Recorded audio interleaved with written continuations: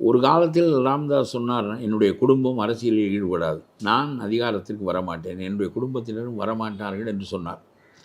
அதிலே இவர் பிறண்டு விட்டார் என்று வெகு காலம் இவர் விமர்சிக்கப்பட்டார்.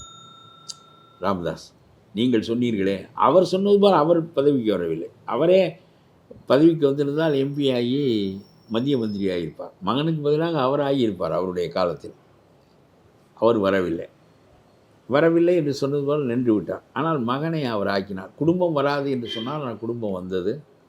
இப்பொழுது முகுந்தன் வரையில் வந்து கொண்டிருக்கிறது, அது வேறு.